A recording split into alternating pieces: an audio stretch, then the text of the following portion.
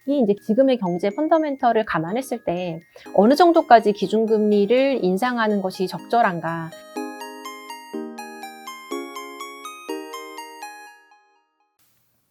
네, 안녕하세요. 하나금융투자 채권 담당하는 이미선입니다. 네, 지난주 한국은행 기준금리 인상 결정이 있었습니다. 그래서 한국은행 금리 인상과 그다음에 최근에 오미크론의 확산으로 인해서 금융시장이 받고 있는 영향들, 그리고 앞으로 금리에 미칠 영향에 대해서 말씀드리겠습니다.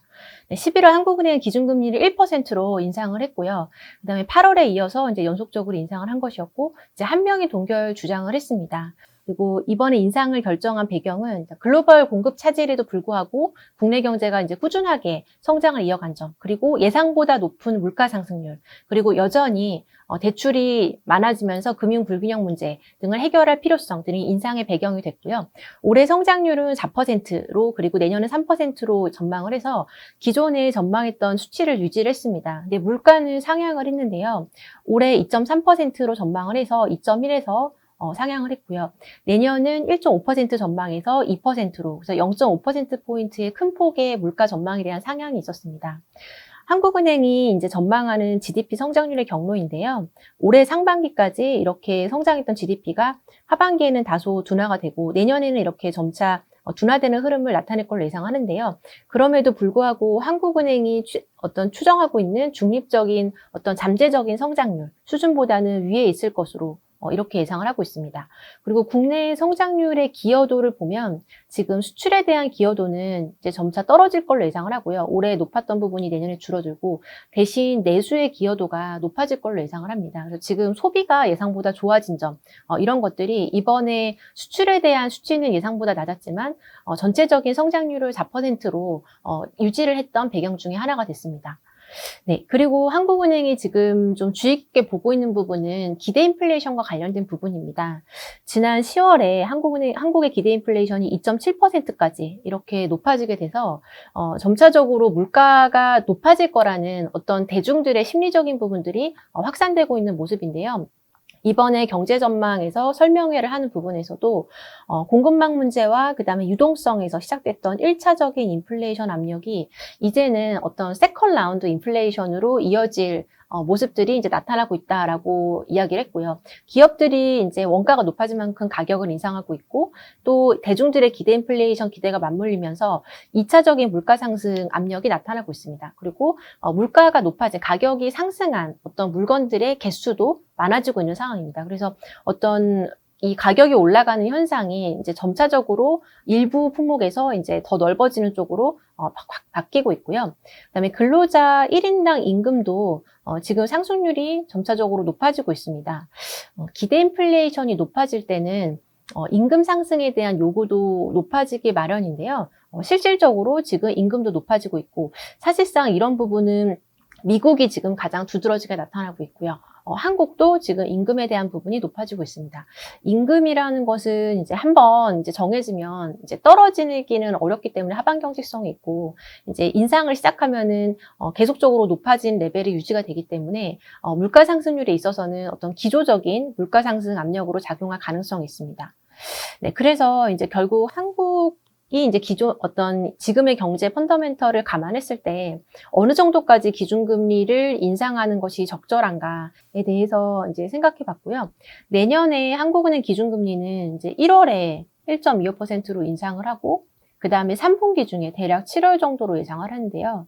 1.5%까지 인상을 예상하고 있습니다. 그리고 궁극적으로는 1.75 정도까지의 기준금리 인상이 이루어질 것으로 예상을 합니다. 저희가 이렇게 최종 기준금리를 이 정도로 예상하는 이유는 이제 펀더멘털적인 부분이 가장 많이 영향을 주는데요.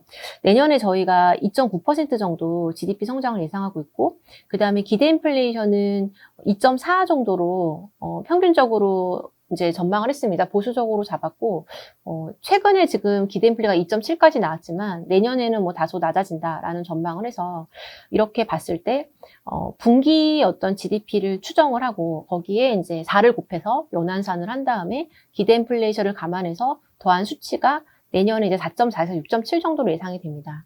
그러면 2014년에서 17년 때와 이제 유사한 수준이 되고요. 이 당시의 기준금리는 1.25에서 2.5% 정도에서 형성이 됐었습니다. 그래서 이제 이때는 2.5에서 1.25까지 인하를 했던 것이고요. 이번 같은 경우에는 지금 기준금리를 어디까지 인상할 것인지 그 상단에 대한 부분을 고민을 하는 것이기 때문에 적어도 이때 바닥으로 형성됐었던 1.25%보다는 아마 높게 형성이 될 걸로 예상을 합니다. 그래서 저희가 1.5 이상의 어떤 최종 기준금리를 예상을 하고 있고, 이제 어디까지 인상을 할지 마지막에 대한 부분은 이제 1.75 정도까지가 될 걸로 예상을 하고요. 실질금리 측면에서 보게 되면 이제 실질금리라는 거는 명목금리에서 물가를 뺀 그런 개념인데, 결국에는 기준금리 인상을 통해서 어떤 유동성을 좀 줄이고, 그 다음에 사람들이 좀 레버리지를 쓰는 것도 좀 이제 좀 조절을 하고 싶고 할 때 이제 마이너스 실질금리를 줄이는 쪽으로 기준금리를 결정을 하게 됩니다. 그래서 기준금리 인상을 통해서 시중금리를 높여서 인플레이션보다 더 높여서 실질금리의 마이너스 폭을 줄여가는 이런 과정을 거치게 되는데요. 마이너스 실질금리가 현재 지금 이제 마이너스 상태가 있는데 결국에는 기준금리 인상을 통해서 이제 줄여나가는 과정이 전개가 될 것이고요. 과거에는 실질금리가 거의 0% 정도까지 이렇게 이제 축소가 됐었고 2018년에는 0.4%포인트 정도까지 마이너스 0.4%포인트 정도까지만 줄였습니다. 그 이후에 미국의 기준금리를 인하를 하면서 우리도 인하 사이클로 이제 바뀌게 됐었던 것이고요. 그래서 이번 같은 경우에도 내년에 이제 마이너스 실질금리 수준으로 봤을 때 이 정도까지, 2018년 정도까지 이제 도달하기 위해서는 우리가 내년에 기대 인플레이션을 2.4 정도로 본다면, 평균적으로 2.4 정도 본다면, 국고 3년 금리가 2.1%일 때, 이럴 때 이제 마이너스 0.3%포인트 정도의 이제 실질금리를 기록할 수 있게 됩니다. 2%가 되면 마이너스 0.4%가 이제 될 것이고요.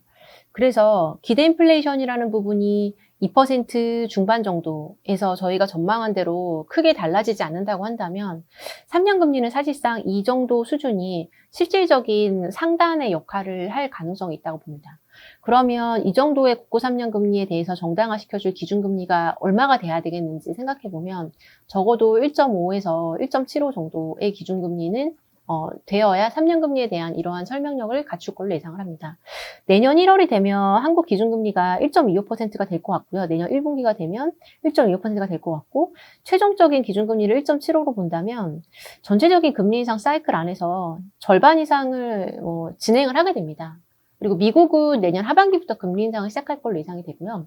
그래서 미국은 과거에도 그랬지만 기준금리 인상을 해 나가는 과정 속에서 금리가 더 오르는 그런 과정이 전개가 될 거고 한국은 지금 이미 상당 부분 금리 인상이 전개가 됐기 때문에 지금 채권금리의 어떤 상승 탄력과 이런 부분들은 많이 이제 좀 둔화가 되는 방향이 되지 않을까 생각을 하고요. 다만 이제 내년 하반기 중반 지나면서부터는 추가적인 금리 인상이나 미국의 기준금리 인상을 따라서 금리가 좀 올라갈 수 있지만 현재 당분간 단기적인 시점에서는 금리가 좀 낮은 수준에서 머무를 가능성이 좀 더 높다고 보고 있고요. 지금 이제 오미크론이 다시 확산이 되면서 국내 금리 또 해외 금리도 많이 하락을 했는데 미국 금리는 장기 금리와 단기 금리가 모두 하락을 했고 그 다음에 어제는 파월 의장이 그럼에도 불구하고 자산 매입의 어떤 속도를 좀 더 이제 줄여서 기준금리 인상을 예정대로 해 나갈 수 있다라는 이야기를 하면서 단기금리가 또 다시 많이 올랐습니다. 그래서 저희가 이번에 생각해 볼 것은 이번 오미크론의 현상이 이 사건이 한국은행의 기준금리 인상 속도를 실제로 떨어뜨리는 쪽으로 작용을 할지 또 미국의 금리 인상 같은 경우도 실제로 떨어뜨리는 쪽으로 작용을 할지 이 부분이 중요할 것 같고요. 그러기 위해서는 실질적으로 어떤 경제활동에 대한 제약 이런 것들이 다시 회복이 될 것인지 그런 거를 생각해 볼 필요가 있을 것 같습니다. 예전에 델타 변이가 나왔을 때 결국에는 이제 영업시간 제한이라던가 아니면 외부 활동에 대한 실질적인 제한 조치들이 가해지면서 이제 내수 쪽이 실질적으로 타격을 좀 받았습니다. 그리고 여행 제한 조치 이런 것들이 있었고요. 지금은 일부 국가들이 여행 제한 조치를 하고 있는데 이거를 사회 전방위적으로 확대시킬지에 대해서는 아직까지 미국은 그런 쪽으로 움직이고 있는 것 같지는 않고요.